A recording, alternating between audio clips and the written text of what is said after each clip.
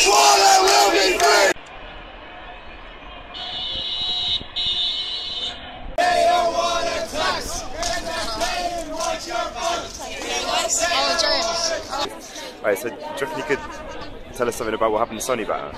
Yeah, so basically the thing is that Irish Water, a big part of it is to install water meters, which can be used to actually measure the water to charge for it.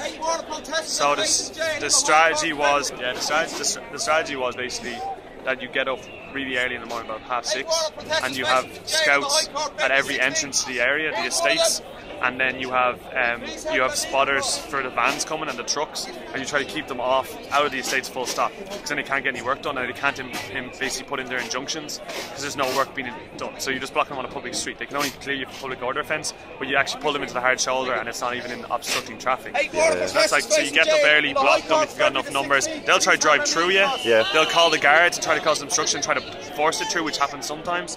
If they do get in, which can sometimes happen, like they'll try ways to get in, it's then jumping on diggers, blocking trucks, like full on just like stopping work.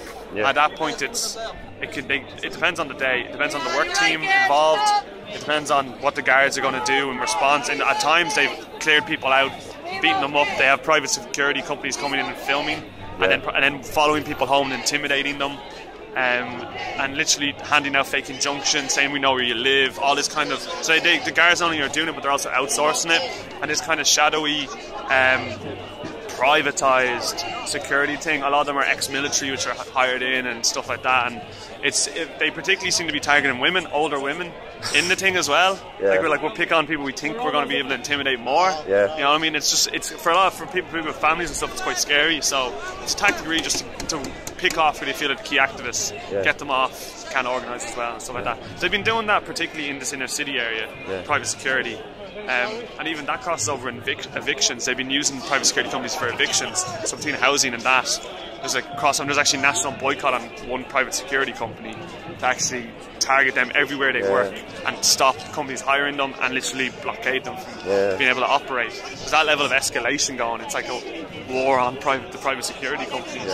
And the guards have lost a lot of trust in, well, they didn't have great trust anyway, but they've lost any support in large parts of Dublin City. Because they're seen as the enforcers of a private company rather than actually protecting community, rather than doing anything like crime. They're just there to boot people out off the street, like so.